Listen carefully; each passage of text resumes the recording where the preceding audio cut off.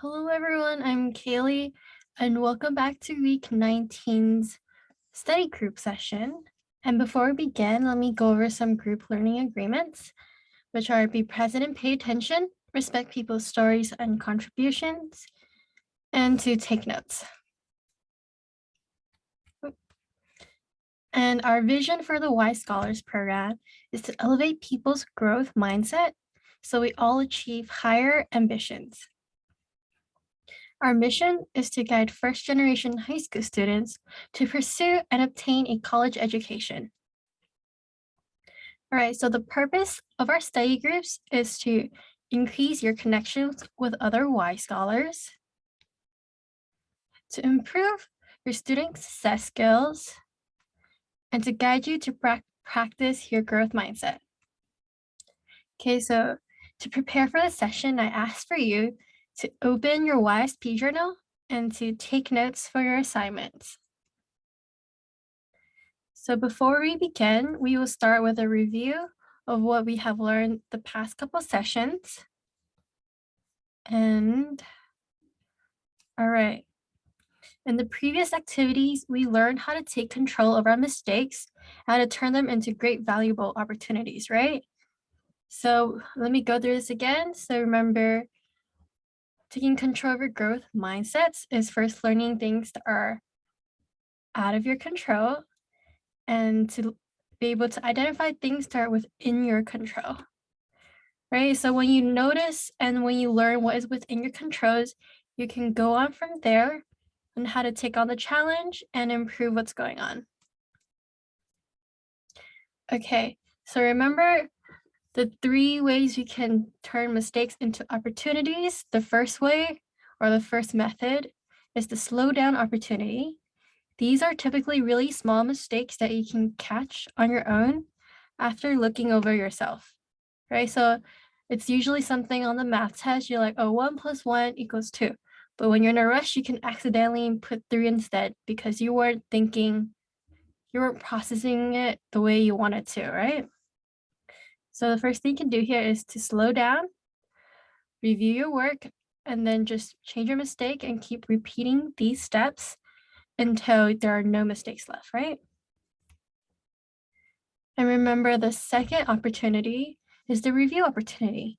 So these are usually like medium-sized, like small to medium-sized mistakes that you can usually see when you just review the things again. So rather than slowing down, you just have to look over your things again. Like when you're writing a paper and you just review it and revise it, right? You edit it to make it better. So these are mistakes that can be turned into opportunities. And the third one is the feedback opportunity. So remember, the feedback opportunity is typically for like larger mistakes, but you shouldn't feel bad because remember, we are turning these mistakes into greater opportunities to improve yourself, right? So feedback opportunity, if you can recall from last session, is when you go ask for other people's feedback.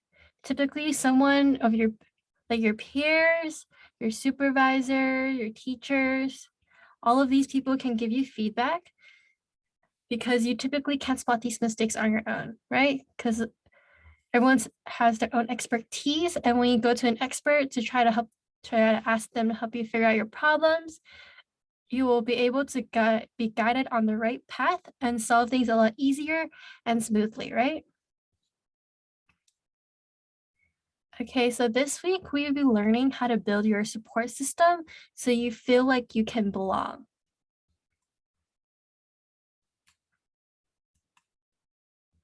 So our objectives for this session for learning belonging is to learn the effects of feeling like you do not belong, to understand how imposter syndrome work, and to discover your strategies and how to build your support system so you can feel a sense of belonging. Have you ever had a big transition in your life where you had to take a great leap to go to somewhere new? All right, because you guys are not in a classroom and this is a YouTube video, I would ask for you to write down some bullet points in your YSP journal answering the following questions, describing the big transitions in your life.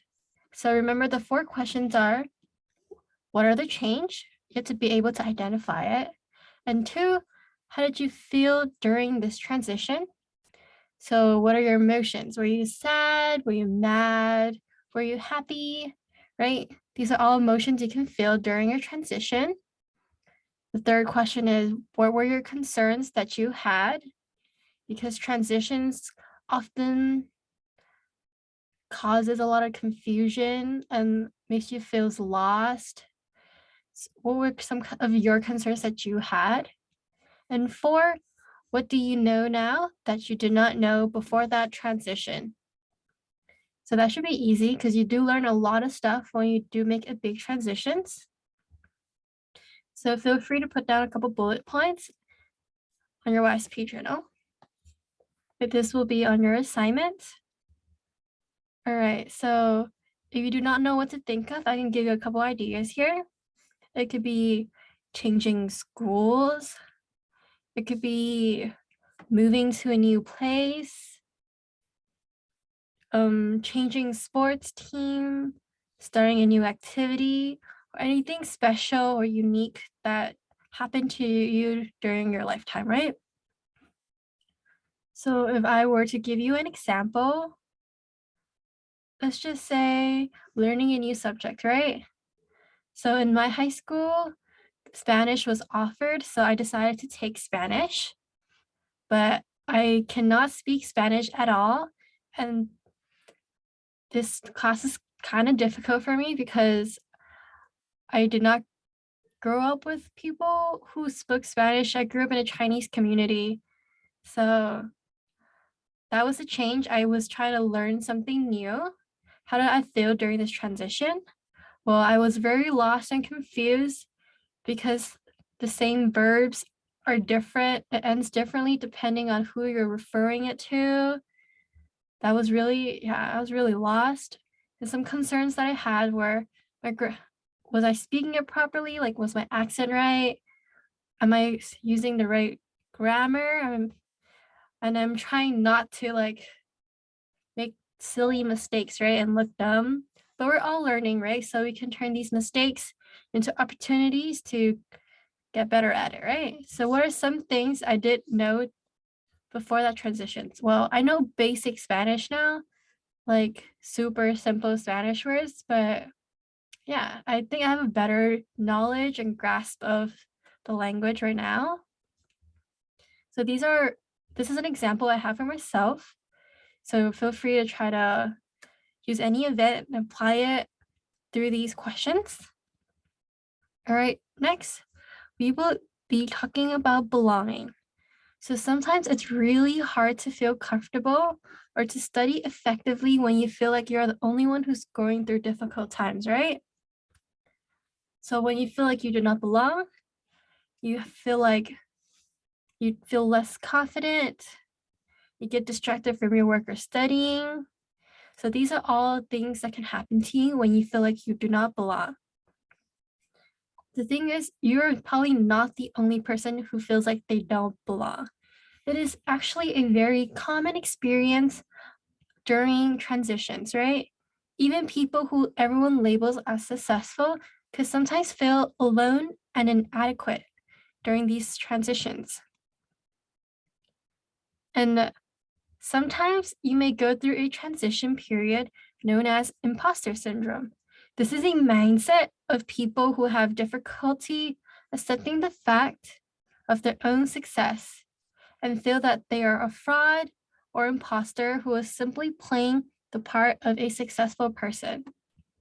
So the best example I can give you of imposter syndrome are first generation college students. I myself am a first generation college student. I'm not the first one in the family because I have an older sibling, but I am the second person in the family to ever receive a college education. And I am the first one in my family to move away for college because I am from LA and I moved all the way here to Berkeley to receive a college education. And oftentimes I feel like I'm not enough or I'm not doing well enough to be here. Like, how do I even get into Berkeley? Like, all these feelings just come to me, right? So this is imposter syndrome. And you often feel like the admission have made a mistake from letting you in.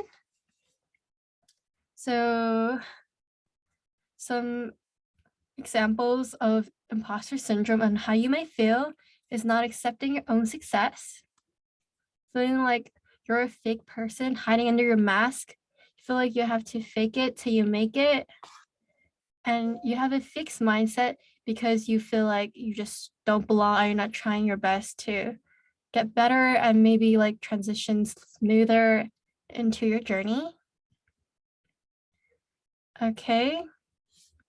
So other times, first generation students can be intimidated by what they perceive as their classmates' superior intellects or achievements, and end up making unflattering self-comparisons such as, everyone here is smarter than me, or everyone but me finds this class easy, right? So some effects of this is you feel hopeless, you feel like giving up, you feel like you don't have the ability to do anything, right? I actually feel this way right now, kind of. And I'm sure everyone will go through this phase once in their lifetime. It's very common. You should not feel alone when you're going through this. Okay, so because sometimes you feel like you do not belong in a group, we will be trying to make adding belonging to your growth mindset so that you do feel like you belong. So your imposter syndrome or anything like that will like slowly fade away because you're able to use your growth mindset and say, I do belong, right? All right. Because it takes time and patience for most people to get used to changes and transitions.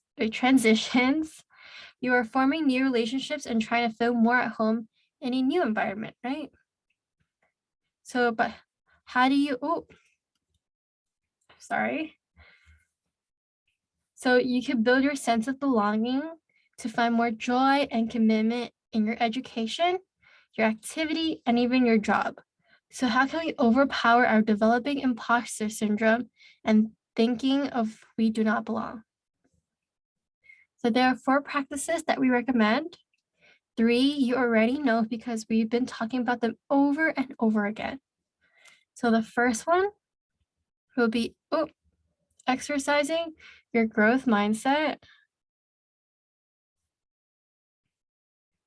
So the more you develop your growth mindset, the more likely you will look for solutions to move forward instead of feeling stuck. So you see there, the brain is exercising. You're exercising your growth mindset. You're working through your challenges. You're trying to make it feel like you do belong. And that one class that you're not doing well in, you know, you could get better at it. It's not because you're not enough. You just need more practice at it, right?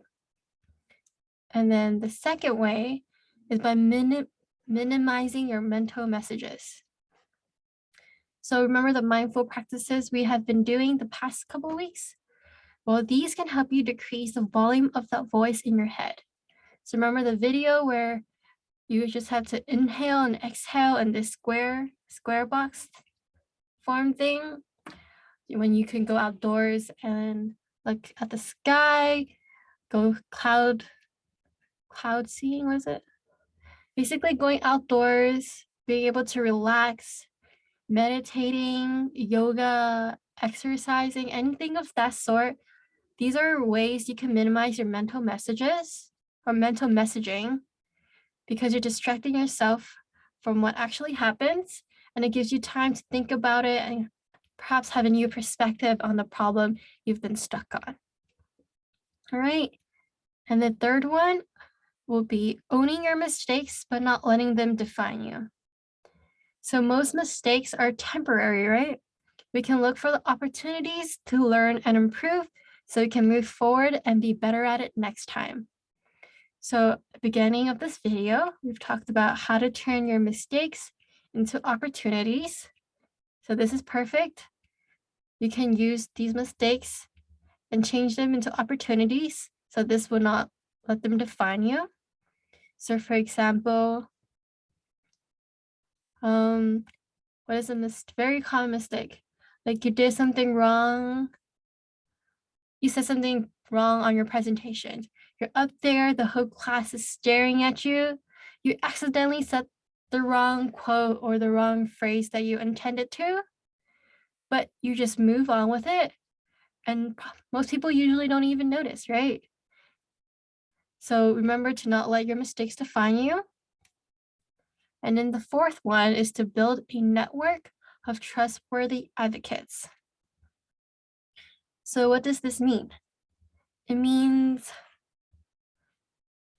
do you know what advocates are? So advocates are usually people who try to protest or basically state what they believe in, right? So advocates are people who are usually rooting for you. They are willing to give you time and space, and they're there to help uplift you and help you gain confidence, right? They can be your friends, your teachers, your mentors, and maybe even your coaches. The bigger the network you build, the more you feel like you have a family in the environment, which makes you feel like you do belong. And because you created this community, it makes you feel like you belong and that you could thrive in the environment. So you always ask for help and start seeing who is consistently there for you. Our Y scholars have done so well in college are the ones who reach out to clubs, tutors, professors, first gen support groups, etc. So as you can imagine, the more friends you have, or the more real friends you have that can help support you and uplift you during difficult times, are perfect for there to be your support system, right? So for example, the most common support systems are probably your best friends. Like my roommates and I, every time we have a problem we can't solve, or we just feel really confused, we go to each other, we rant, we complain, we think things through together, and we create solutions to try to tackle what we were discussing previously. And your parents or your siblings, well, maybe not your siblings, but maybe your parents and your older siblings will always be there to cheer you on, support you, and be like your number one fan, to give you confidence, to be like, you're perfect, you're doing great, I'm so proud of you, right? These are like your support systems, like your little cheerleaders. All right. If you can, please think of your own network system and put them in your YSP journal. List down 3 to 5 people you can think of right now, and then write down reasons why you think they are part of your support system. What have they done in the past? What are they doing right now? How do you think they'll help you in the future? All right, so that is the support system. And this is the end of today's session. So that's my contact information. Feel free to contact me if you have any questions about anything. And that is the assignment right there. I will say bye. Okay, so just in case you don't know how to access the assignment, it is this link right here. Oh. Okay. You click on this link, it should be below the channel or below the video in the description. So it should look something like this. So what you would do is to make a new copy, make a copy of this yourself and put your name on it and submit it if you need to do this assignment, right? So you make a copy and then just click OK, and it should be saved to your Drive or your Google Docs area when you try to copy the assignment. And that is it for today. Have a great day and thank you for watching the video.